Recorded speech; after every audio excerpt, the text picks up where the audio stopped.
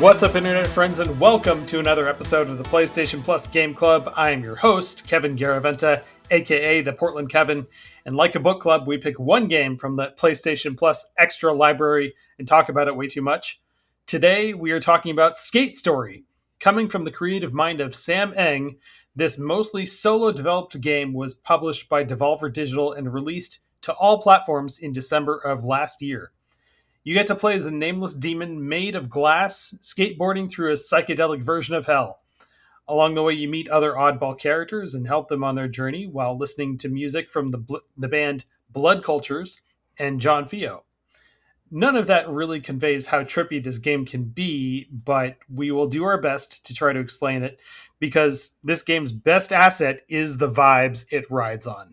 So, joining me on this ride through hell, we have back again from the Trophy Talk Discord, FatePrime himself, Brady. Welcome back. Hello. Thanks for having me back. I'm hoping no one's tired of hearing my voice just yet, but excited to talk about Skate Story. I think that's damn near impossible. You have a great voice. Oh, well, thank you.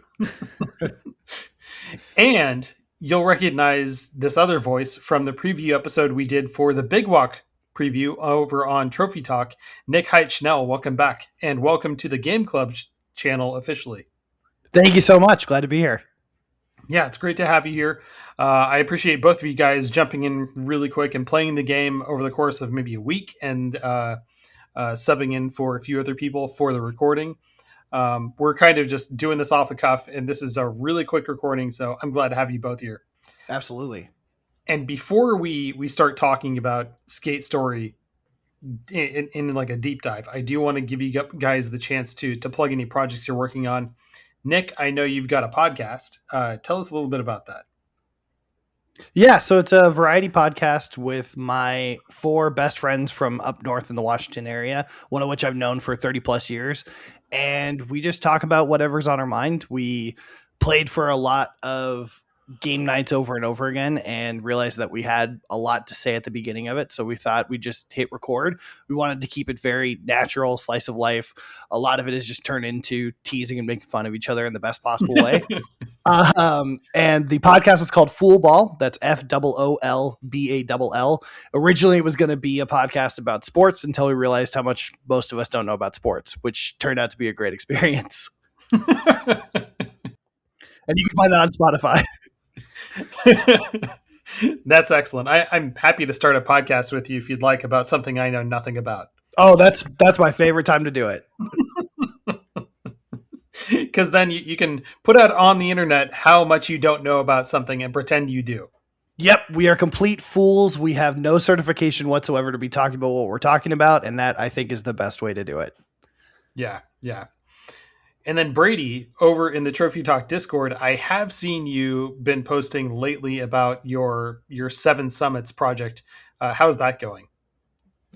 It's a process for sure. I think last time I was on, I talked a little bit about Gran Turismo 7 and trying to grind through that game. And I'm happy to report that I did manage to get the gold license trophy a few weeks ago. Well done. Oh, thank you.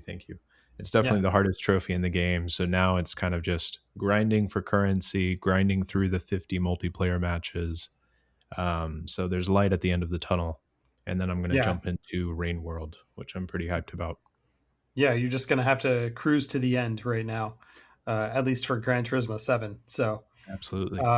Rain World, I have watched a few videos on, and it seems so daunting.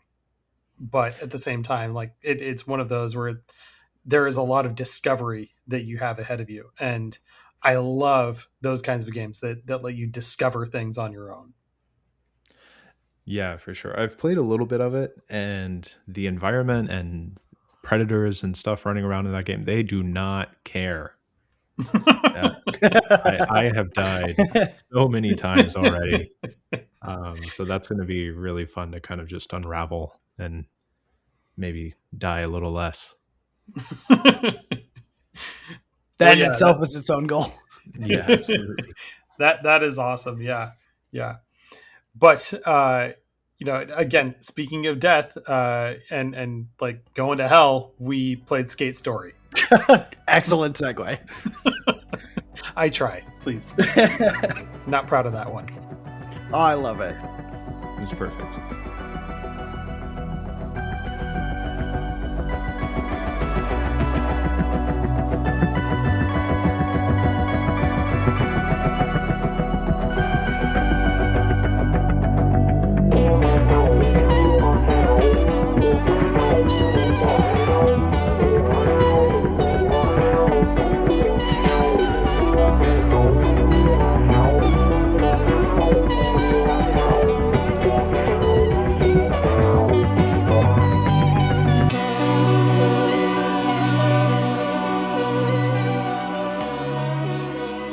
I like to start off the show with the Plat shoutouts to thank everyone that played along with us and shared their Platinum trophy in the Trophy Talk Discord. Just got two quick ones here. We had both Alex DeSabre and Dennis share their Platinums. No write-up about the game or questions about it, but they did share those. There is still the race competition happening in the Discord, and they got some extra points for platinuming Skate Story. So I also want to say congrats to them. Thanks for playing, and hope they enjoy this episode. For anyone else listening, just a heads up, this is not going to be a spoiler cast. There is not really much to spoil in as far as the story goes in Skate Story, but we're gonna just run through a lot of the basics. However, I do feel like first of all, getting those shout outs is important. So congrats to both of you guys. But as far as the story itself goes, it's really like not a big highlight or big component of the game itself. This is all more about vibes. So I want to ask you, Brady, first, since I saw your write up in the Discord as well. And I want to thank you for playing the game along with us. But you were saying something about how this feels kind of like Sayonara Wild Hearts, but not quite as committed to going for that specific vibe. What do you mean by that? Yeah, it's like it's Sayonara Wild Hearts for the teenage nephew in your life, I think. Okay. Yeah. Yeah, it's like lots of the whole premise, right, is you're a demon made of glass and pain and you must skate and shatter into a million pieces a few times and all of that. So there's kind of to kind of call back, right? Last month with Metal Eden, I mentioned it's kind of rooms and hallways. And Skate Story is a little like that. You have chase sections. I don't want to get like too deep into the gameplay just yet, but you have these kind of psychedelic chase sections where the music is pumping and it's you're totally invested in what's going on and you're locked in to avoid any obstacles and go as fast as possible.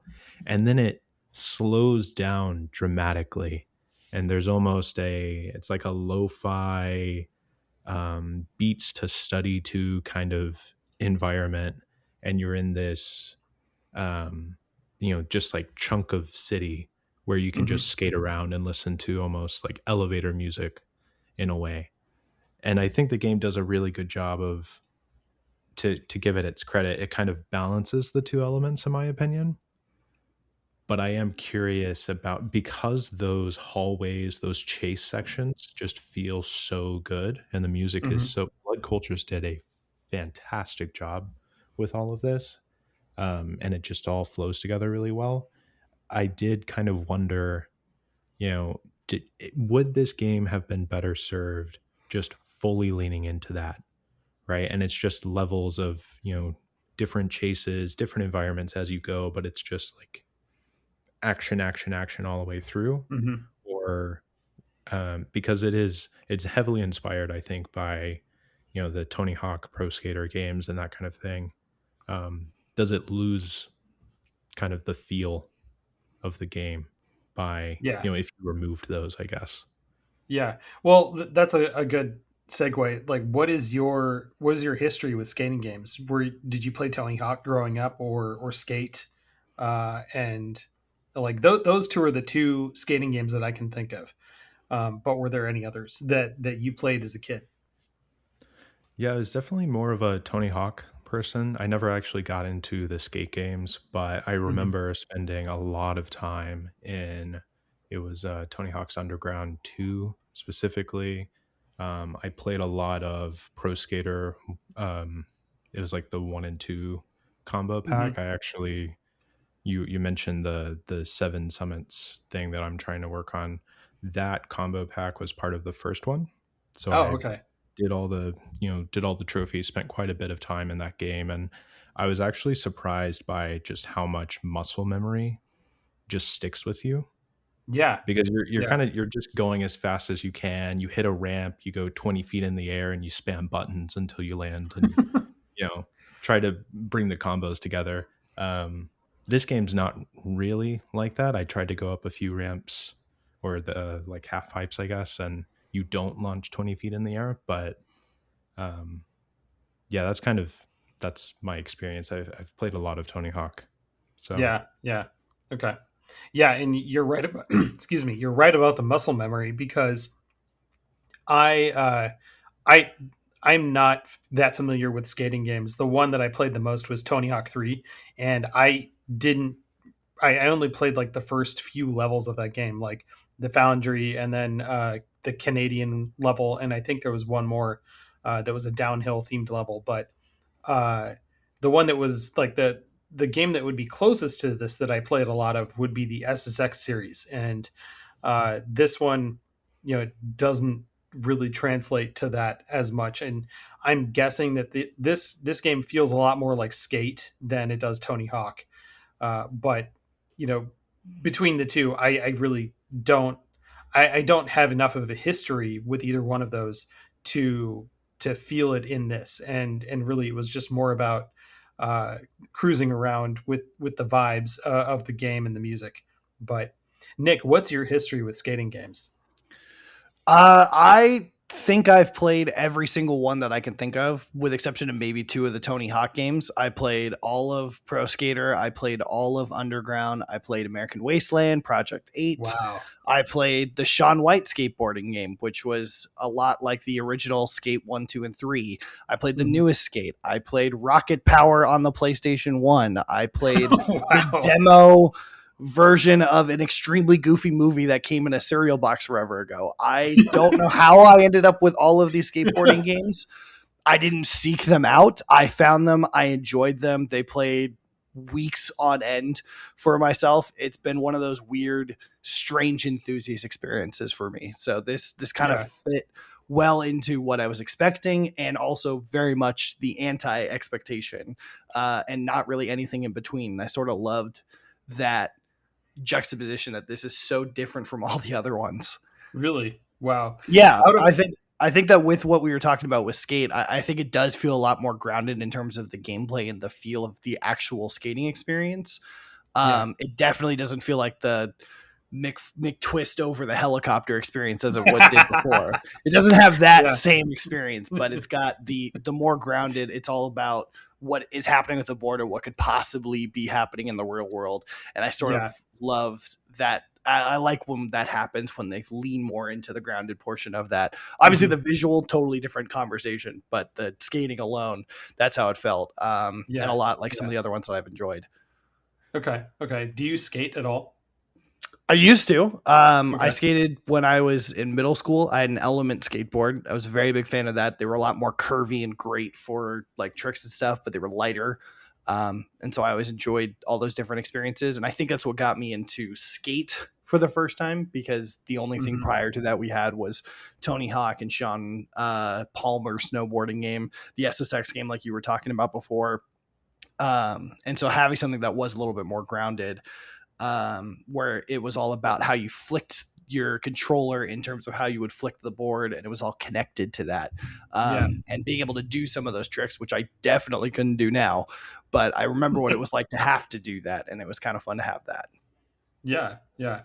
Yeah. Brady, do you have any actual skating experience? No, no, Okay. not at Well, all. yeah. Yeah, um, then I'm in the same boat. Like you're I'm a lot like you. Like I never skateboarded. The only time I did like got anywhere close to that was rollerblading a lot in high school and college. yeah, my sense of self preservation was always too high to actually give it a go. I Yeah. did, I would put the board in the grass, and you kind of like practice, like, oh, I think this is how you would like flip it or whatever, and that's basically the extent of it. I'm sorry, Nick. I'm sure hearing that was painful, but No, it's wild how close that was to how we all practice. The only problem was I was on a hill, and so the grass didn't do as well. But everything else that you said was right. yeah, nice. Yeah. Uh, but like Nick, you brought it up. You were talking about just like the visuals, and we have to talk about the visual style of this game. As you're skating around, like it feels like this is a skate game. Like this was made by a fan of the skate games, and that's the kind of the format it fits into, where it's a little more grounded. But then they take the like this visual art style and just skin it all over the game, and now it's this weird abstract art piece that is kind of an acid trip at the same time. That I'm not all sure like what's happening sometimes, where you're skating through like a city, and then somehow it changes and morphs into like a half pipe that you're like sliding through, and you're trying to collect stars as you're like sliding around, and then it shifts again as you pass through a gate, and now you're hopping along platforms over lava, and this whole time there's the same song playing, and it just feels really good, and so like you're just kind of uh like chilling along with the vibe and going with the flow. But that's like the high intense action set pieces that Brady you mentioned, and then other times you're just kind of like chilling around in a city and like riding around wherever you want and pulling tricks, grinding where you can, and then like stopping and finding a sticker on the ground that you can attach to your board.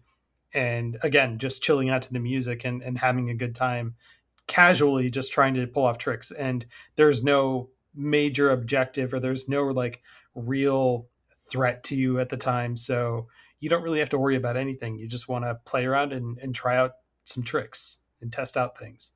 Um, but like that, the vibe of this is all just like abstract and weird. Like, what was your first impression of the visual style and the way the world looks and feels? I'll say in terms of the visual style, Sam Ing is I mean, if he's not just directly from New York, he lives there or has lived there for a while. And you can see a lot of that in, you mentioned the cityscapes and that kind of thing. This Yeah. is like if you took New York City and shoved it through a kaleidoscope, Ooh. and that's the visual style. Hmm. It's very psychedelic. You're made of glass. A lot of the environment also kind of like far off. You're in, um, Kevin, you mentioned kind of like moons earlier. You're Yeah. in the underworld, but it's almost as if you're in, I guess, like space for for different portions of the game. So it Yeah. really does have that, um, colors kind of reflecting off. It's kind of a dark, um, kind of moodiness with the different moons kind of in the sky. There are sections where you're skating on starlight, basically, and you can see the universe kind of respond to where you're skating, which is very cool. Hmm. And then you kind of pop out of that tunnel, and there's a bagel shop or a coffee shop, or like city streets and that type of thing. So it's this really interesting mix of, this like otherworldly kind of fragmented light, and almost like a coziness of the city, I Yeah. guess. Yeah.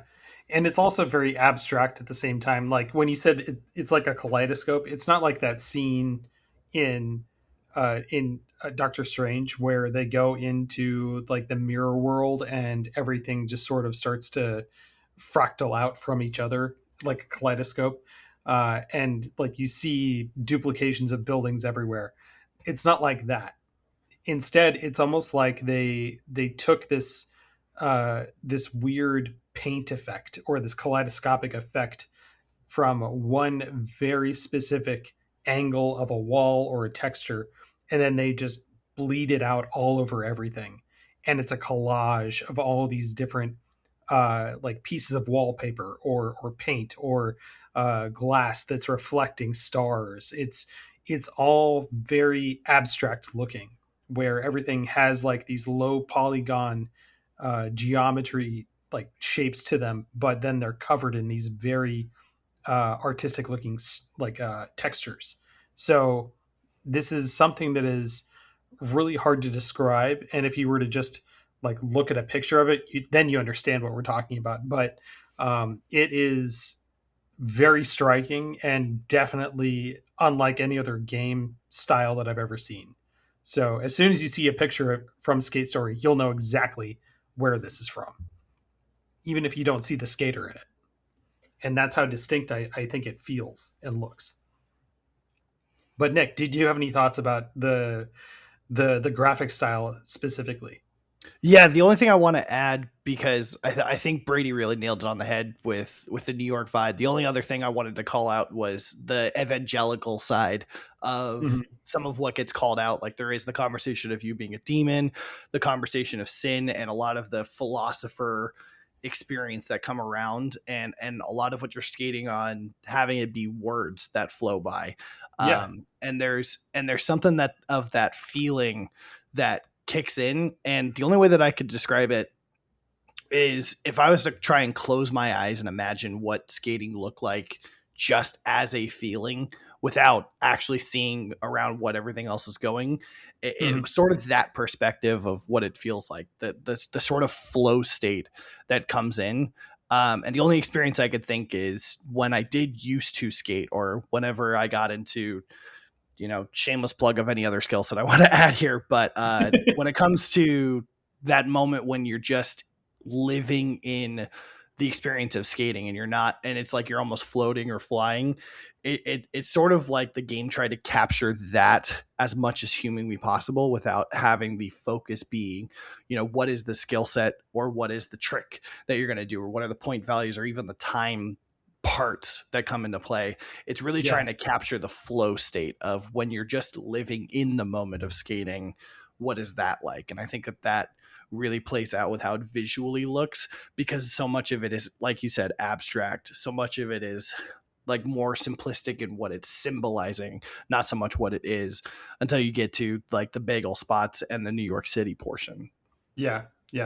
And you mentioned the demon that you're skating as. It is really just a humanoid figure that is made of glass, and you look like this like cubic zirconia sculpture that has a lot of sharp edges, and whenever you crash, it just like shatters into a bunch of million pieces, and then you just respawn somewhere else. But it has like that added element of feeling really artistic, because like you're not like some humanoid looking you're not like a person skating around. You're just like this glass statue that is skating through the world, and that character design adds even more to what you're describing of like this weird abstract kaleidoscopic effect, and really just trying to fit into that kind of like otherworldly flow state that they're creating. Yeah, exactly.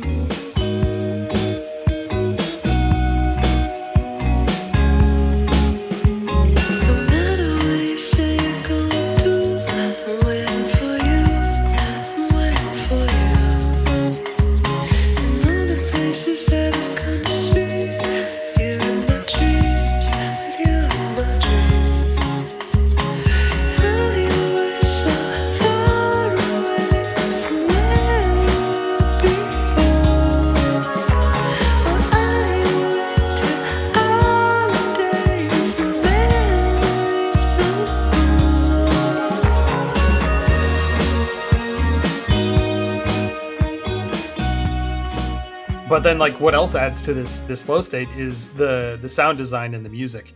I got to say, like, first of all, the sound design feels really good because there's just something about that sound that occurs when you hop on the skateboard, and that snappy clicking sound when the wheels hit the ground. It just feels really good every time I hear it. And so they've captured that really well. But then, Brady, I think you mentioned a few minutes ago about the music, and Blood Cultures is the band that did almost all of the music for this. It's incredible. It's adds so much to the game because it just creates this vibe. Like, this is the kind of music that I would want to listen to if I was just trying to have a good time and hit that flow state in Tony Hawk. But I also like wouldn't really want to be getting my adrenaline pumping, and that's not what this music does. It just makes me feel really relaxed and good. And that's one vibe that I feel like really fits into this. It wouldn't fit something like SSX, where you're always like riding downhill and you're not wanting to hear like a very relaxed kind of like track. You're wanting to like get your blood moving and like feel really amped up about the action that's happening. So I want to listen to like really fast stuff like Yellow Card or Autopilot Off when I'm playing a snowboarding game like SSX. But with this, I want to relax and I want to kick back and just have a very chill time. And I feel like Blood Cultures fits that really well. Yeah, it really nailed this experience of not looking for a particular playlist, but the environmental experience of what is playing around, of how I'm feeling. And Yeah. it's almost nondescript what is going on. It's just, this is, if I need to just give someone a vibe of how I want to feel while everything is happening around Mhm. me, not so much what I'm doing in the world. I think that's a really great way to kind of explain it. Just like you said when you were talking about Yellow Card and Autopilot Off, I think about Yeah. that a lot in the playlist of what I'd want to be listening to, and maybe what I'd want to do if I was going to create a skate session. And we talk a lot about other, Mhm. and I almost criticize other skating games that miss the cultural feeling of what it's like to be a skater. And I feel like this game really captured, like, when it came to the music portion of that, just the environment of what it feels like when you're enjoying just the aspect of doing it without trying to do anything else. Yeah. Yeah. Yeah. Brady, like, what were your thoughts about the music? Because, the music was huge in Sayonara Wild Hearts. And you brought that up in your write-up about how you felt about the game. Like how does the music impact this game? And does it fit as well as it did for Sayonara? Um, I mean, I would argue I it is so the music and the gameplay. The reason I'm struggling here is that I don't want to like over hype the game. I had a lot of fun with the game all the way through. I don't want to like overdo it because I really do think it's one of those things where when it is at its best, when you're, doing little tricks or you're dodging the obstacle, in one of those like chase sequences or whatever, and the music is going, the music and the art style and the gameplay just roll together so well that I don't think you have Skate Story like as good as it is Hmm. without Blood Culture's you know soundtrack in here Yeah. and what they Yeah. did. And it's really interesting. Just a very quick tangent or side tangent, because I was actually watching an interview that Saming did about the game, and he was listening to Blood Cultures before he even started working on the game. And then he had this idea and he actually reached out to them and was like, "Hey, could I license some of your music? I love your stuff." And they said, in his words, this is a quote, "We'll do you one better, and we'll actually we'll spin something up for your game." Oh, very cool. Yeah. So it's, and I couldn't imagine, like, you think of like a group that you're a really big fan of, and you say, hey, I want to do this project and use some of your music, and then they write specific things for your game. I mean, that's super cool. Yeah. Um, but no, it just flows together so well, I think. Hmm. And it's Hmm. just banger after banger after banger. And what I think is really cool is if you look at like when certain songs play, you'll listen to the original version and it's kind of upbeat or faster, or it's the normal version of the song. And then in other places like little boss battles or other sections of the game, they'll retool it and like slow it down or take little snippets or kind of put a twist on it. So you never get tired, even though you're listening to the same song, you don't get tired of hearing it, Yeah. which I Yeah. think is really clever. Yeah. Are there any favorite tracks that you have? Any standouts? I'll mention two because I don't want to take them all. But so it's the song is "Scenes from a Midnight Movie." So it Okay. actually, that one plays at the very start of the game. Hmm. You kind of spawn in, you see the rabbit, and you go on this chase sequence, and it really, I kind of just like sets the mood, I guess, sets the expectation. This is what you can expect. You don't know like all of the tricks and all of the mechanics in the game just yet. You're kind of just chasing this rabbit through portals in the underworld. But it's such a good track. Um, it's really good. And then if I can find, I think the other one is it's like Unarchiver, I believe is what it's called. Yeah. And it's another track where you're chasing the rabbit much later in the game. And I kind of just prepping, I wanted to go through the tracks in the game just to, listen to each one and see. And I listened to that one a few times just because it's so good. So Yeah. I started writing down specific tracks, just like where they were, and then I found a list off of I think the game's Steam page where they just listed what tracks are happening at certain moments, so you can look up what they were, because they don't tell you what the track is when you're playing it.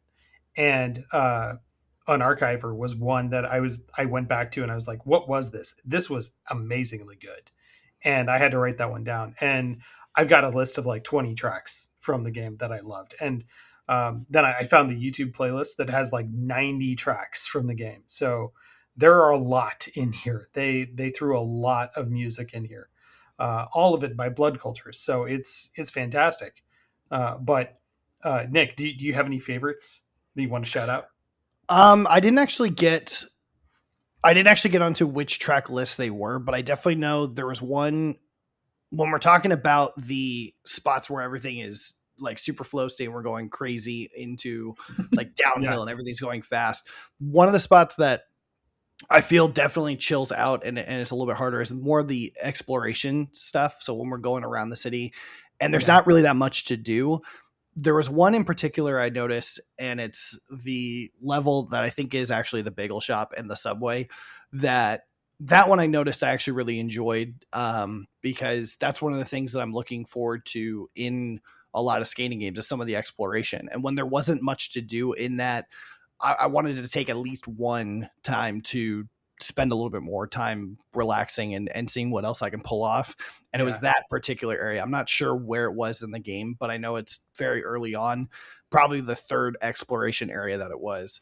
That one just stood out because it gave the kind of ease back feel that I was looking for. Yeah, yeah. It may have been Andromeda. I wrote that one down as like being one of my favorites. And it was an early exploration one where they just give you this wide open area and you can just ride around and do whatever tricks you want and go at your own pace. And the notes I wrote down about the track was it's like uh chill vibe and chill lyrics that make me think of a casual sunny day, and Yeah. you're just like skating around a park, and that's what it feels like. So uh like that was one of my favorites, one of my standout ones.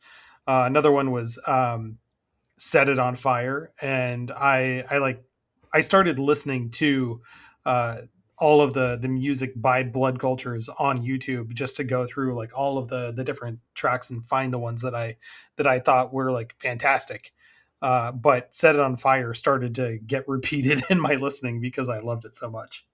That's cool. And Yeah. I definitely do want to call out one of the things that I loved about those particular moments is the sound design of a skateboard. If you are a skater, is very similar to like if you used to race cars or if you were like a bicyclist. There's that moment where you connect to that portion of it too. So the fact that the music in those more exploratory spots, it eased back a little bit. I could almost morph between that and just the sound of the skateboard as it was rolling everywhere or whenever we kicked off to do a trick. There's that hit of nostalgia that comes into that hit of vibe that plays.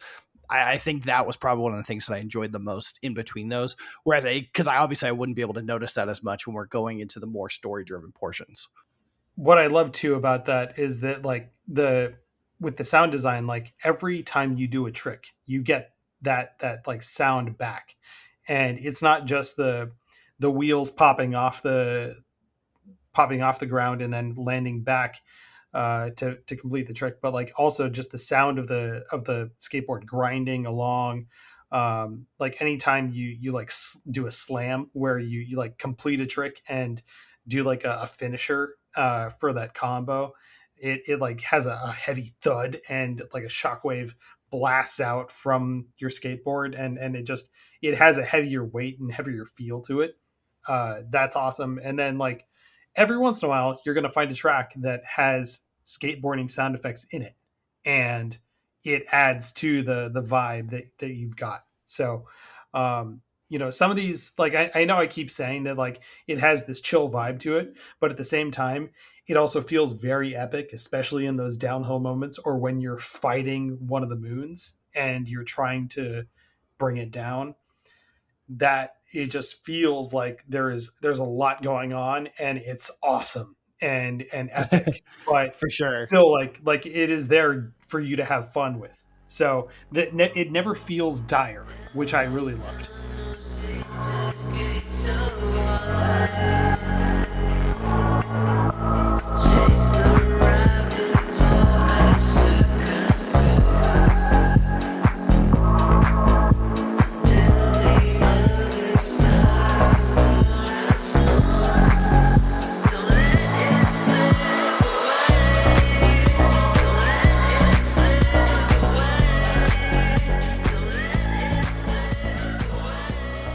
Speaking of trying to bring the moon down, there's a very weird story happening here in Skate Story where we are playing as a demon that I guess like at one point just wakes up and sees the moon and says, I'm going to eat it, and goes on a quest to eat the moon. And after that first chapter, you eat one moon, and then uh, that moon, I guess, like gets vomited back up and splits into 7 different moons. And now you go on a quest to eat different moons and complete eating the moon. And there are various colors. Like you first go after the red moon, then the blue moon, and the green moon. So it's really weird. And Brady, you brought up like the different allegories to hell and like biblical stuff. What's funny, I thought at first, like just starting the game off, I knew there were 9 chapters, and I felt like, oh, they're going to kind of do a Dante thing where you go through the different layers of hell. They didn't really do that, but I just thought it was an interesting start to the game. But what were some of the biblical things that I think you mentioned? Sorry if it was you, Nick, but either one of you, like which one of you mentioned the biblical things that you wanted to like dive into regarding the story? I think I noticed a lot of that at the beginning. I think I just mentioned it at the beginning of this. Okay. That there was that bit of, okay, we're a demon, and there is the hint of the devil in the background, and obviously the creature becoming the rat, and the basically stone placards of sin that we're hearing as we're coming through, and all the different words that go into that. I like, there wasn't anything in particular that really strung out as biblical, but definitely evangelical, of this is coming from, the hells in itself, and we're a demon and we're speaking with the devil, like, at the same time. There was a little bit of that in there, and it was such a left turn from what I expected skating to be.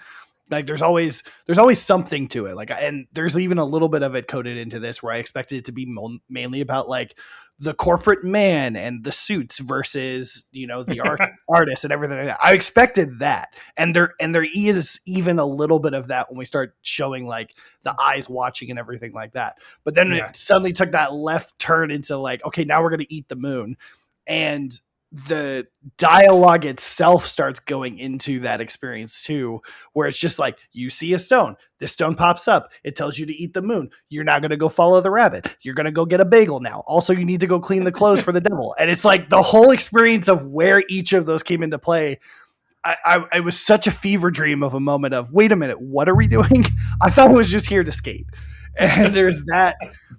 And I almost loved how completely disconnected it is, because everything else in terms of the flow state is so connected to the environment of what I'm trying to feel. And the music is so just perfectly intertwined for all of that. And the story's just completely left field, like, as far away from that as possible. And I sort of dig that. It's just a wild experience for sure. It's bonkers and the story doesn't matter, but exactly, like, we're going to try and understand it anyway. Brady, like, do you have anything to note for the story? Like, any interpretations? Interpretations, I'm not sure about, but yeah. I don't know why I said that, but it's funny to me that, like, the very first kind of island or like free roam area, I guess, you go to is it's the Lyceum, and there are all of these, like, philosopher heads floating around, and there is kind of what Nick was saying, like, you're a demon and you sign a deal with the devil to eat the moons, and there are philosopher heads and all of this stuff. And, like, every chapter ends with, I don't know if you, like, a lot of the dialogue that other people are talking to you, they talk in kind of like pseudo poems, I guess, like they're rhyming. Yeah. And then the poems kind of pop up at the end of each chapter summarizing what you're doing and all of that. Yeah. And you mentioned Dante, and we'll talk about boards later. I think it's like an excerpt of Frankenstein or Dante, one of the two, or both maybe. Mm-hmm. All of this to say, one, that's a lot going on, but two, there's a lot of, like, literary stuff and kind of philosophical stuff going on, but the game doesn't take itself seriously, like, at all. Sure. It's not pretentious in throwing this, like, philosophy and all of this stuff at you. It's kind of just part of the story, I guess, and you can take it and leave it, or leave it. Yeah. Where it's almost like the game doesn't really care if it makes sense. It's just there to be like, hey, here's an idea, and we're gonna do this, and we're gonna say that the demon has eaten all the moons now, and he's been invited to, or, like, it's the demon, because we don't really have a gender. It's been invited to a banquet with the devil, and it shows up to the banquet and then has to go up on a stage and perform skate tricks as like part of this performance for the devil's audience that is there at the banquet. So it is just kind of like, okay, well, like, it's almost like it's someone's dream, and they've stitched together all these things that have nothing to do with each other, but they happen in a sequence where it's just kind of like, okay, like, I guess this is what's happening next. And we don't really have to try to make sense of it as it gets stranger and stranger. Yeah, if I were to take a stab at what I think the story really tried to push, the only thing that I could feel is how coded the skating culture used to be versus how society looked at it a long time ago. I don't know if it's the same anymore because I'm a 3-year-old with a mortgage. So I'm definitely further away from it than I used to be. But when I was a kid, I remember how not so much devilish, but definitely like sinful and connected it was. It was into the sex, drugs, and rock and roll kind of era. And a lot of like society used to look down on it. Like all the losers and all the people who weren't going anywhere were skaters and hanging out in the corner. And I started to feel like maybe that was what we were trying to push, is the idea that the skater is, this tortured artist dealing with the devil in terms of what it was, especially when we came to, just like you said, the performance portion. It started to feel like we're almost from the eyes of what people have been telling other skaters about their life and how it's perceived. It felt like the game was almost playing into that, and that there were places you weren't supposed to skate, and there were places people didn't like it and people looked down on it. And then more importantly, it was all for this performance to look really cool to only the select group of people who think it will look cool. And hidden in between that is the escapism, is the vibes, is the experience of what it's like to kind of let go and just experience what you're doing with the skating portion.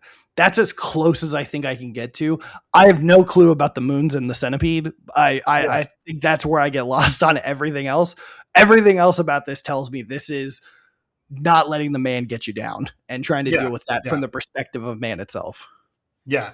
Yeah. And that is about the most that I could make of the story as well, where it's just like trying to like tell something about the culture of skating, and then like also tell this story sort of about one demon's journey to try and get its soul back. And when it like gets into that later chapter of now that the moons have all been eaten, the giant eternal centipede shows up and gets to eat the skater. So it eats the demon, and inside the eternal centipede, the demon is just being tortured constantly, like in hell. And then like the demon somehow wakes up from this torture and breaks out of the eternal centipede. At one point, you even start to play the game in its gray box format, where like you've got the Unity engine up and all the configurations are there. Yeah. And there's the tiny little window of your skater skating around the geometry of just blocks that don't have any texture on them. And at that point, I was just kind of like, well, okay, like I guess this is still part of the game. I don't know why it is switched over to this view, but let's keep going. This is kind of like a fourth wall breaking kind of thing, but we're still going. And it kind of takes that like weird Metal Gear Solid kind of approach of just kind of like we're gonna do stuff that's like outside the game, and we're talking to the player right now, and that kind of thing. But it does that in a skate form, and it doesn't really have a story behind that for a reason for that to happen.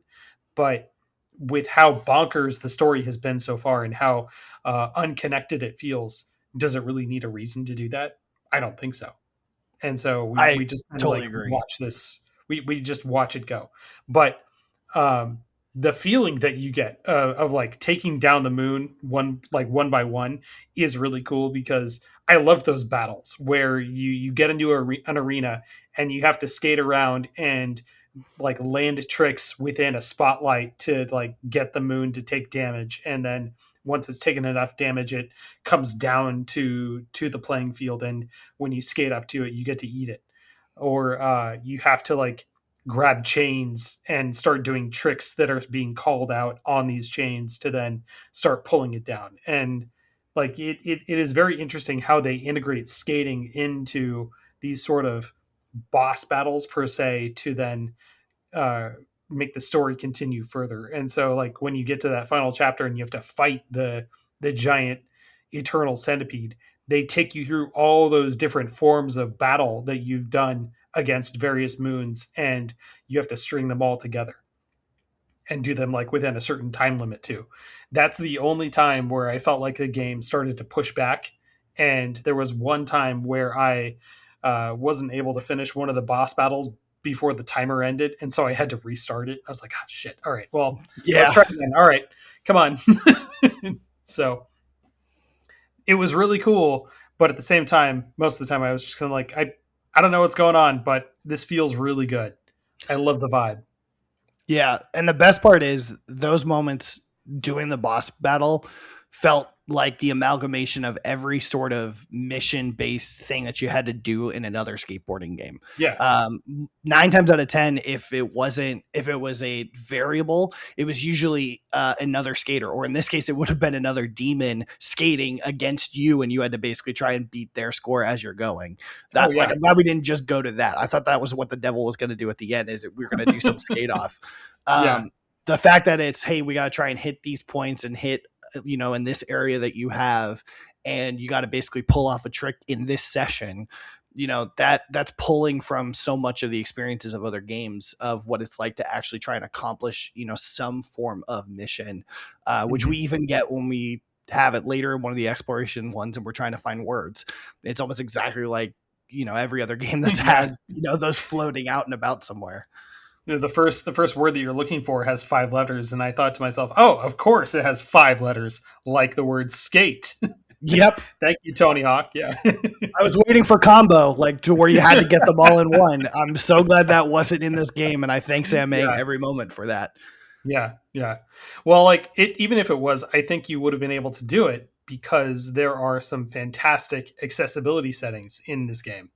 So I don't suspect that you used them at all because it sounds like you're well versed in skateboarding games.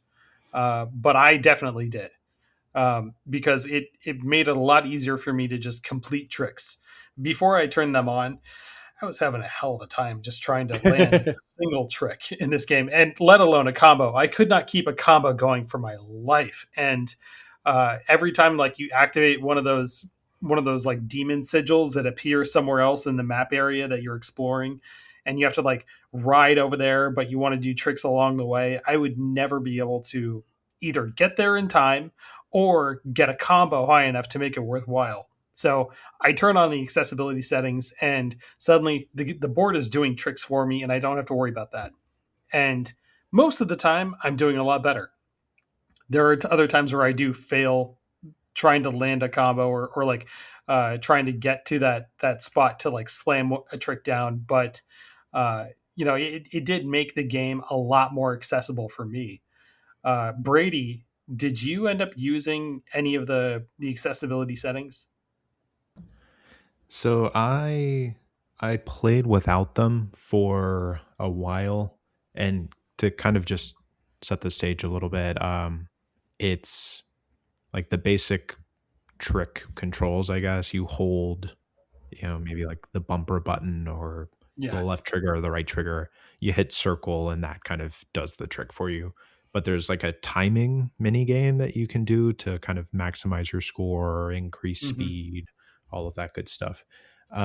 So I played without for a while. I found that the game was actually kind of forgiving in its combo, because there's like a timer, but I found that even if that timer runs out and you're not getting that like times 2 or times 6 multiplier or whatever, the score will trickle down over time, but not immediately. Yeah. So if I lost my combo, I could just quickly do another trick and the score would keep on going. So I played without for a while, but I will say, we're doing a lot of trophy hunting over here. So I will say there's a trophy for doing, it's like 10,000 tricks. And the accessibility that you were talking about, Kevin, was that like auto trick. That is a lifesaver because you can toggle on all of the accessibilities. You can change your combo timer so that you're always incrementing that multiplier up. Yeah. And then you can just spam, one button basically and kind of just chill. right? You can go around those free roam areas, just skate around, spam the button, listen to the great soundtrack. And if you have the combo multiplier stretched out, as far as like the cooldown or timer is concerned, then you can kind of keep track of, oh, okay, I've done 200 tricks, I've done 300 tricks. I'm kind of bored of this free roam area. Let me go to another one and do it all over again and kind of just chill. And it Yeah. really speeds up the process of going for 10,000 tricks in a game that's pretty short. Yeah, that's a lot. I think, and also in that like skater's dream area, you can find a counter that tells you how many tricks you've done. And I went to it after I finished the game, and I had done, I think, around 3,500. And so, just playing the game naturally, I also meandered a lot, and I constantly had that auto trick setting on. So I was jumping all over the place, doing kickflips everywhere, and still I came in maybe about a third of the way to that 10,000 mark. So it's a lot, and you're going to have to go chill out for a long time around a lot of these maps. But yeah, those accessibility settings were fantastic, because it made it feel like it made it feel like the story and the game is meant to be experienced by anybody. And I really love that, where this game is for anyone. And if you don't like skating games, you can still check it out and give it a try, see if you might like this. And if you have too hard of a time just pulling off a simple trick, you can turn the settings on for it to just auto trick for you. And then you can also make your health infinite, and that will make it so you never crash. And that is one thing that will really help you just keep a combo going. So, this game, it feels like it is meant for anyone to try. Nick, did you end up using any accessibility settings at all? About 3/4 of the way in, I started turning them on. Okay. When I wanted to, Yeah. when I wanted to get closer to the end and not have it be so much of a struggle, I did turn on the damage multiplier was the one that I really focused on. Yeah. Because it wasn't until it was pretty well set in for most of what we were doing. This is one of the first games when it came to the controls that I remember what it was like to hit all the different buttons all at once. When you go back to games like Skate and the Shaun White skateboarding game, it's all in the way that you flick the joysticks. Since they're using both of them in this one, it's still back to the button combinations. And it wasn't until we got to the advanced tricks where you're hitting 3 or 4 buttons that it started to take away from what I was trying to do. And I was much more hyper focused on the point value of everything that I was getting into, that I started to lose the vibe of where the game was going. So I eventually turned on the damage multiplier a little bit further, so that way I could focus more on the actual more pitch perfect ones. And then when it got to the more advanced stuff, I turned on the trick one just so that way I could focus again on what was happening, not so much what I was doing. And that completely changed the game back to the vibe feeling like we were talking about before. That was one of the things that I noticed, that as I got further down, I totally could do it, but it would take, 4 or 5 different tries, dealing with a little bit of frustration. Maybe I'd lose some of the enjoyment that was coming into play. So I try my best to avoid that as much as possible. Keeps bringing me back.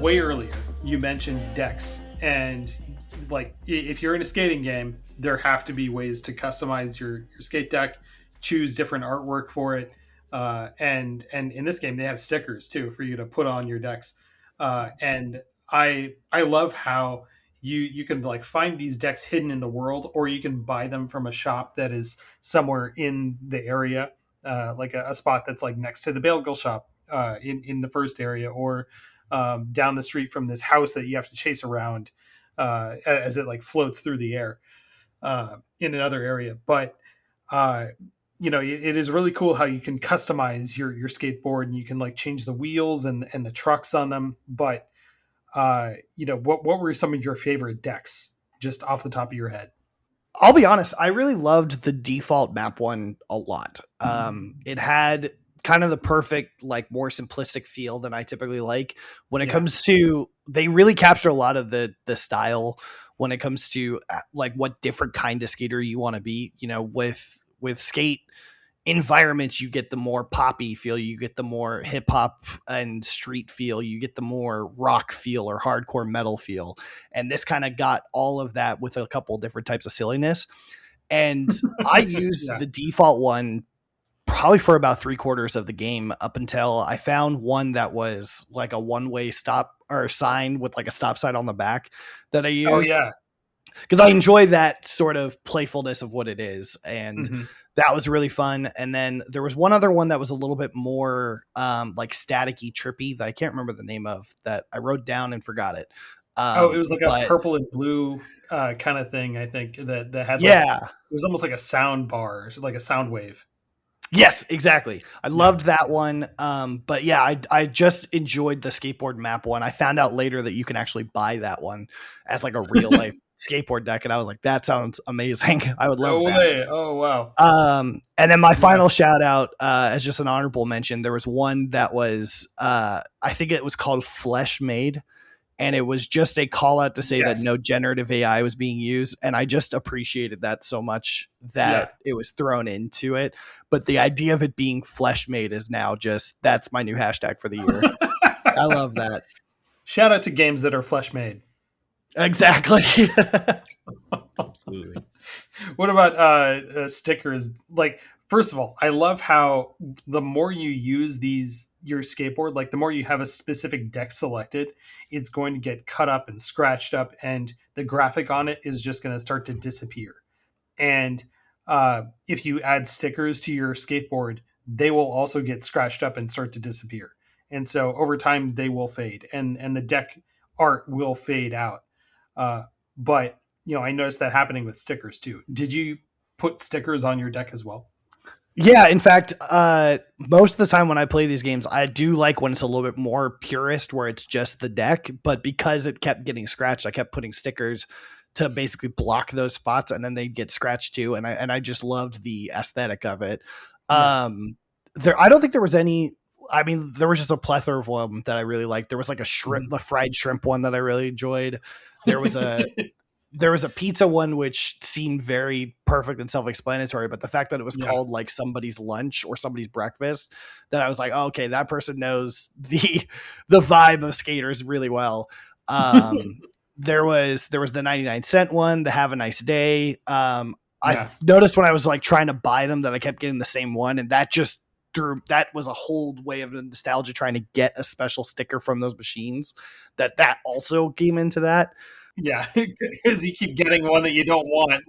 Yeah, it was the experience of that. I did not expect to remember, but that just unlocked a whole wave of sitting at a restaurant trying to get those.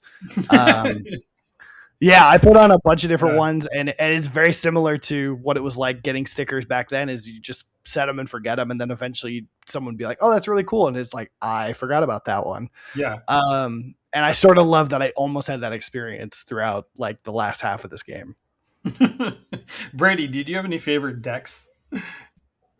Yeah, I kind of rotated through them a little bit. Mm-hmm. So there was one, it was like literature, and it was a green base, and I think I mentioned it earlier. It had it was like the opening paragraphs of Frankenstein or an excerpt of Dante's Inferno, one of the two. I can't remember for sure. So I used that one for a little bit. Flesh Made is also on my list. That is fantastic. There's an inscription. The Black Goat. Yeah, the Black Goat. Oh, really cool. I saw the name. I saw the name of that deck, and I thought, like, the Black Goat. Oh my God, it's the Black Goat from Inscription. Yeah. and it looks great. It's like the actual card, and it's it's got the black goat and all of that. It's like this Yeah. really stark red background that looks cool.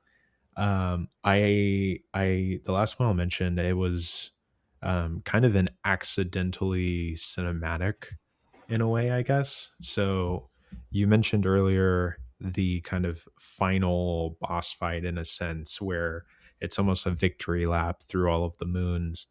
And when you go from one section to the other, it kind of does a zoom in on the bottom of your board. Like the camera kind of lowers down. You get like a nice little slow motion effect as you Yeah. jump, from one side of the portal to the other. And there's a deck towards the very end of the game that is something like the devil presents a skate story or something like that, and it's Yeah. this like clean like stylized kind of title card in a way deck, and every time that the camera would zoom to my board, you would see the devil presents.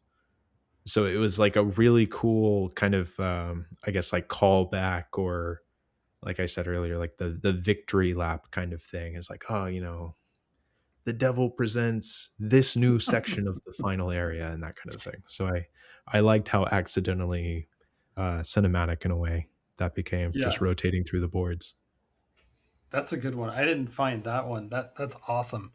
What about stickers? Did you have any favorites that come to mind? Yeah, there's the pizza ones are pretty cool. I'm pretty sure those philosopher stone heads, I think there was one there that you Yeah. could get. Um you're talking to this rabbit throughout the story.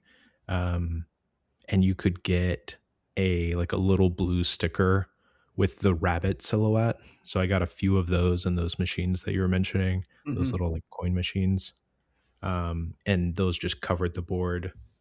And yeah, so there were a few. There's like a crystal whale, I Oh think. yeah, I had like 10 of those. Yeah, There's so so many of I those. had a few of those. Yeah, all of the repeats. I'm just covering the board. Yeah. And Yeah. I did love the like weathered effect that you could get. It affects the stickers too, and the board kind of wears down, but you can renew if you want Yeah. to. And I didn't expect it to be as kind of sad in a way. It was weird, but I was using that literature board, and I had just covered it in stickers, and I hadn't renewed it, and it just looked like all scratched up. You could barely make out the text. The stickers were destroyed. And kind of without even thinking about it, I was like, "Oh, let's renew." And it cleans up the board and the stickers are removed, and it's almost like, it wasn't very early on, or sorry, it wasn't very late into the game, so it's not like an overly sentimental thing, but that whole like hour plus of progress kind of just washed away. Like everything I had done with the board just wasn't there anymore, which was Yeah. actually kind of sad in a weird way. Um, which I thought was really kind of, they didn't have to put that detail of the board wearing down in the game, and Yeah. the fact that they did, I think, is pretty cool. It's almost like retiring and getting a new board. Like if I could convey that experience, the fact that that costs a certain amount, I don't think I put that connection until just towards the end of the game about what that was like to wipe away the experience that you'd already had previous. I was trying to figure out for a long time why that would cost until I realized what it was doing. That I'm sure that sadness that you were just talking about, Brady, that conveyance of basically retiring a board and getting a new one and trying to create new memories probably played into that. Yeah, and I could be wrong, but I think if you switch boards, it will keep the stickers on there. But I'm pretty sure if you look at going back to one that you were using previously, it still just has the stickers that you had on it. Yeah. I don't think it actually Oh, updates. wow. No, So I think I that was a glitch. That we're like, oh, it's not supposed to keep the stickers from board to board, but for some reason it sort of does until you like change the view or something. Gotcha. okay. Yeah. So the stickers stay the same across boards, or Well, like like the stickers don't transfer from board to board. And so when you switch boards, Right. you're not supposed to be seeing the same stickers that you just put on another board, but they might still show up there just because the game doesn't register that the board is completely changing from one deck to another. And so like Okay. it might still show stickers there that you just put on there or that were on the previous deck you were using. But Okay. when you leave the shop, your stickers aren't going to be on your board.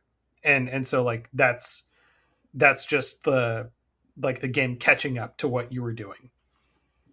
Yeah. I still Yeah. like that though. Yeah. It's like, oh, I put my stickers on this board, not on this one. Yeah. Happy Yeah. accident. Yeah. It's kind of a sad but beautiful thing to think about how like, you've gone through this whole game and you have these specific scratches on your board that you put there. And when you hit renew, all of that experience is just wiped away. And that the progress of your game isn't wiped away, but your mark on this board is gone. And like it feels like that is something that's personal to you. And Nick, I'm sure you can attest to this, but in real life, your board, it grows with you. You make those notches yourself when you grind on an edge or whatever. But you put those marks on the board yourself. And when you retire a board, when you're done with it, you kind of have to say, it's just been too much for this board at some point, and you have to say goodbye to it. Yeah, I remember just one particular board that I had, that very first one that I put together. I really enjoyed when it looked as pristine as it did, but I do remember pulling off one trick at one point and getting a scuff on the logo at one point and distinctly being like, hey, I remember when this showed up. And when you get further into it and you break the board in a lot more, it doesn't really get that same bit because it's like, okay, well, I can't remember where this scratch is, but you remember when you get a clean one, what that first cut was, especially your very first one. So Yeah. I'm sure that experience of like we were talking about definitely plays into the memories of it when it's time to get a new one. And I remember breaking my first board and getting into that and how difficult that was to basically let off because of how much I enjoyed it. And then I think the only thing that I wish the customization went into a little bit more is the deck tape on the top. I wish we could have done something with that because I remember what it was like to customize that too. And also your shoes are the only other thing that your demon player is seen as, with exception to the glass. And I found out later that you can customize that a little bit too. I wish you could customize the shoes. That would have been a nice extra touch to just kind of continue on and play more into the skate culture. Yeah, because what's funny is it's like when you pause and like go into photo mode and like try and get a good picture of the skater, like the shoes are like bright and like right there. And it's almost like at the right angle, they're just floating in the air if you can see through the glass of the rest of your character. So it's almost like those shoes are a big focus of the game, and it would have been interesting to be able to customize those too. But yeah, that's a whole nother can of worms where I'm sure then Sam would have had to model all of these shoes to then fit in exactly. the game. And like being a single developer, it is difficult to just focus on so many things. And, I'm glad the game is what it is as it is right now, rather than having it, show up lesser in some areas so that it could have like customizable shoes. And, we don't really need that. That doesn't add that much to the game. So I'm glad it's where it is, but that would have been something interesting to see. Well, on that point, not having the customization means that you don't have any issues with them potentially being other brands. And what I remember the most from skater shoes is the brands of what they were. And so to get them to look as close as possible without them being that probably would have been a whole nother can of worms just to try and figure that out design wise. So I get that. Yeah. And then there's the issue of like, does it look too much like Vans, or are we going to have an issue with the Vans brand coming to us and saying, hey, you need to change this? Yeah, that DC is what I remembered the most. You tell everyone you better know where you go. There's no touch on the back.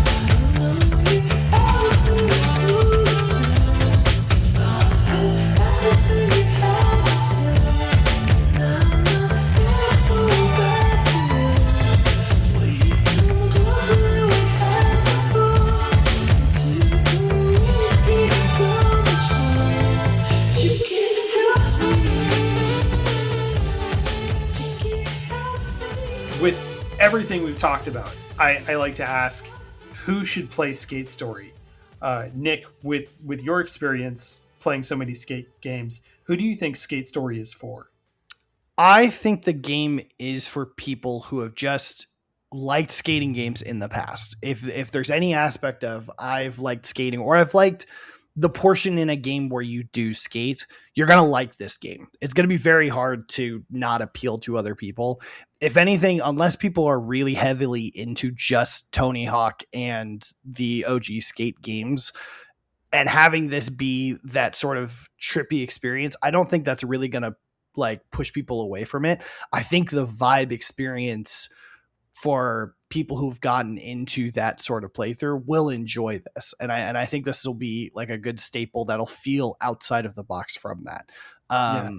There's so many different feels that come into that, but the gameplay of actually skating is so much like any other game, even if just the controls are a little bit different, that I don't think someone's going to shy away from that.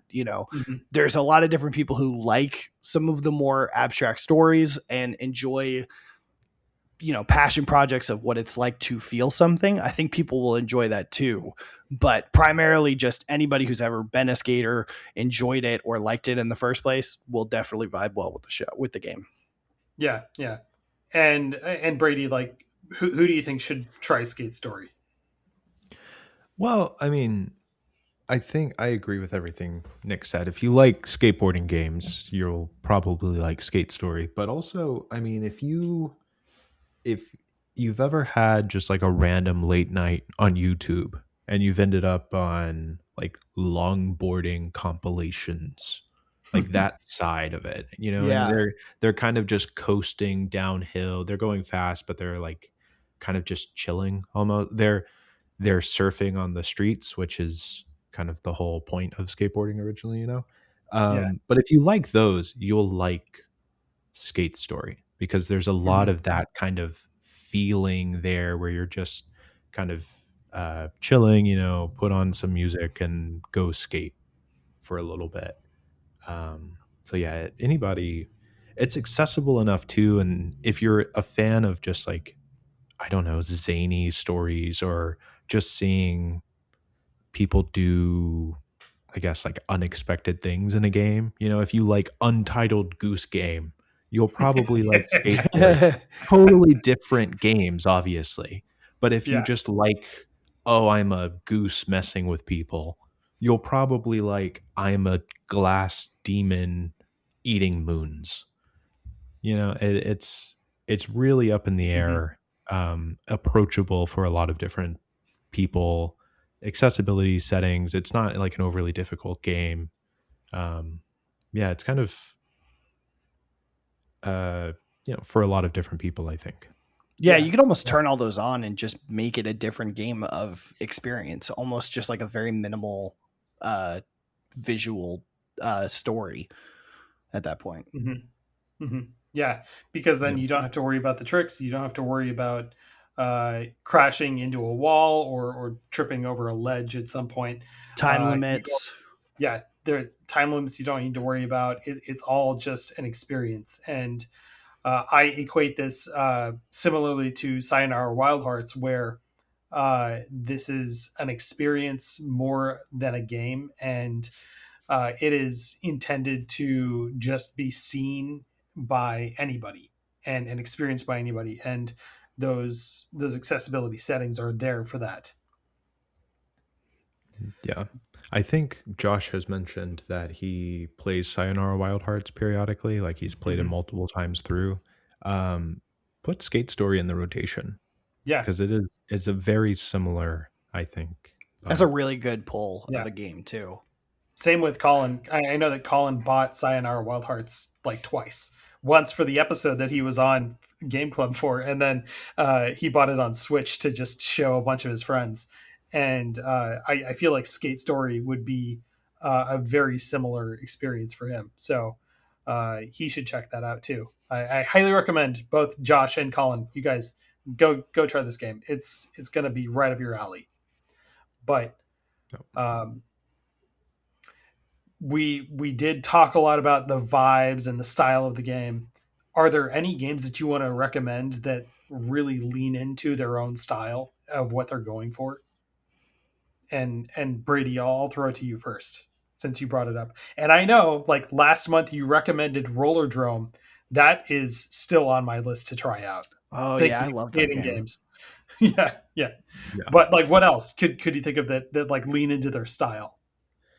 Yeah, I didn't want to recommend Rollerdrome twice in a row, but it does I'll apply recommend here. it. It does apply here for sure. But I don't know. I would again. It's a very different kind of game, but Yeah. Fury is something Oh yeah. where like it's much more combat heavy and combat focused, Hmm. but there are like zany characters that you're running into. It's kind of interesting. There's like a parallel, in Skate Story you're going through different depths of hell. In Fury, this is not a spoiler at all, you're going through like different levels of a prison basically and fighting Hmm. people. So there are some parallels there, but I don't know, there are, you can parry, and there are slow motion attacks and finishers and stuff that you can do. um so yeah, that's kind of the thing. If you This is another completely different game, but I remember in Ghost of Tsushima, right, you like parry someone, everything kind of slows down for a second, and then you can kill whoever you're fighting, right? Hmm. Skate Story, you're not fighting anybody obviously, but if you're going up a ramp, time slows. There's a time slow effect, and you kind of feel the weight of how high you are off the ground as you pull that trick. And then when you land, there is a kind of gravity there. I think there's an impact that felt really satisfying, at least for me, similar Yeah. to successfully parrying an attack and then delivering a counter attack. So Hmm. kind of all over the place, but I think that fits for what this game is. Yeah. Yeah. The one that I can think of that I want to recommend most recently is Mixtape that came out, I think, just last month. And that one, it's almost like that leans into the style of being a movie in the 90s. And it is specifically about a coming of age story, and it's got skateboarding in it, but it really leans into the culture of trying to be a movie for a specific audience. And it's got kind of like this a little bit of a Wes Anderson feel to it, but it's not as weird and off the wall. It is much more grounded as far as like these characters existing in a much more realistic society and world. But the style that it does it in is extremely well written, well narrated, and uh, like these characters are total characters that you fall in love with. And the story in it as well is just interesting to sit back and watch and experience. So it has a very specific style to it as far as the animation goes, and how like there's certain music that plays at certain points to fit the scene that you're in and create a vibe, and it leans into that very heavily. Something I absolutely love. I haven't even finished it yet, and I keep saying like this is an amazing game and you should try this. So Mixtape is one that I have to recommend. Uh, are there any other games that you're playing right now though, Nick, that you want to recommend? Well, Mixtape was going to be the one that I was going to pull for sure. So Oh, that was nice. very, Yeah. that was a very Yeah. good one to say. When it comes to even the skating vibe of that game, I think a lot about this one too. The only other game that I could think that really captured the idea of like minimal gameplay, mostly on the story, but there's still some action behind what you're trying to do, with exception to like a Telltale game, like even Dispatch has that same experience of, Mhm. you're able to turn a lot of this down and focus on what is happening in terms of the vibe of it. But the other game that I was trying to think of was, I think it's a game called Abzu, which Oh was yeah. like a swimming through like vibrant underwater game. And the experience of like looking around like you would as like a scuba diver and just seeing other types of fish and swimming through, at one point there's like this crazy like linear back and forth that you have with some of the storyline, but it's really about just flowing with the story itself. That's the only other Mhm. game that I can think of that really captured the same like drive, Yeah. while still having other things to do. But yeah, Abzu, Dispatch, and then Mixtape was going to be the real kicker, especially how recent and how similar Mhm. that experience of a vibe is. Yeah, yeah. It's just so good. But yeah, you mentioning Abzu actually also makes me think of Sword of the Sea, and you might find that one interesting because you're doing a lot of like not skating tricks, but it feels like you're doing surfing tricks in that game. So you could check that one Yeah. out. But Brady, are you playing anything recently that you want to shout out? I mean, Gran Turismo has not let me go yet, and that has been outside of Skate Story. Yeah. Skate Story was a welcome like breath of fresh air. Not that Gran Turismo is a bad game, but it's just a lot, especially if you don't usually play those type of racing games. Um, but yeah, that's really all I've been playing, unfortunately. So Okay. Yeah. Gran Turismo, if you like racing. Yeah. Yeah.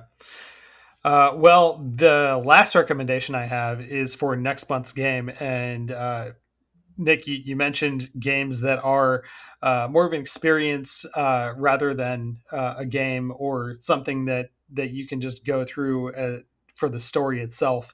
And we are going to be talking about Until Dawn next month. So I not like I'm guessing you know what that is, and have you played it?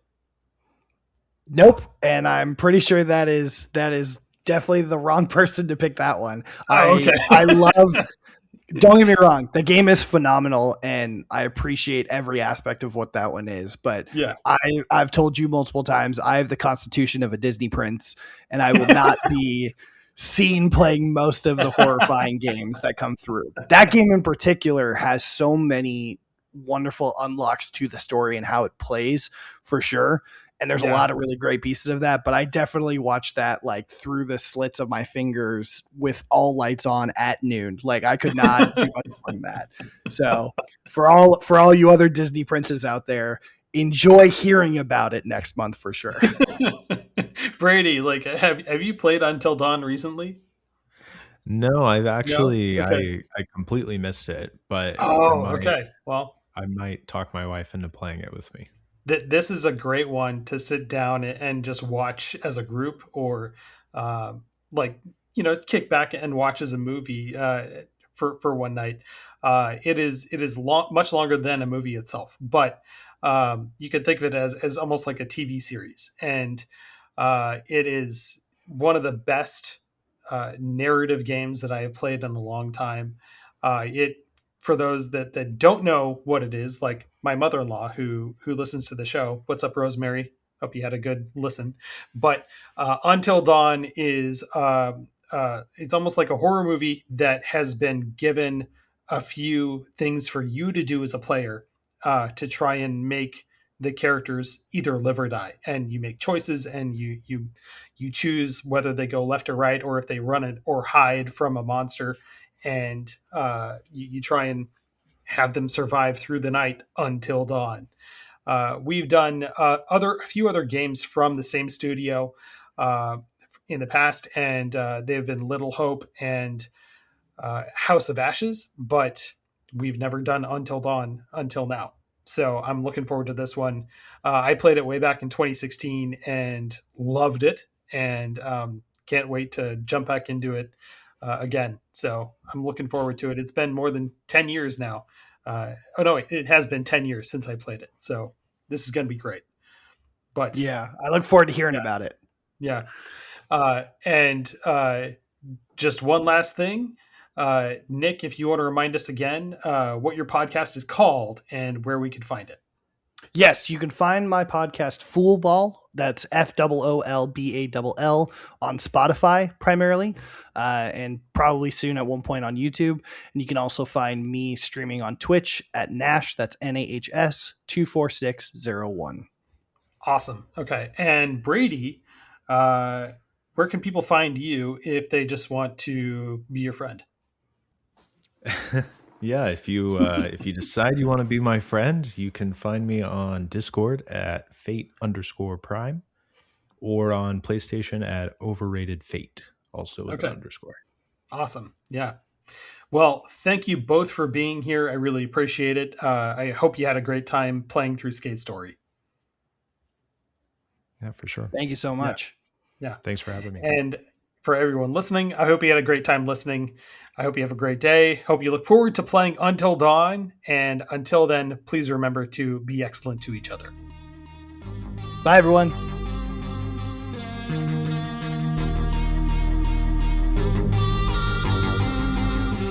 Thank you.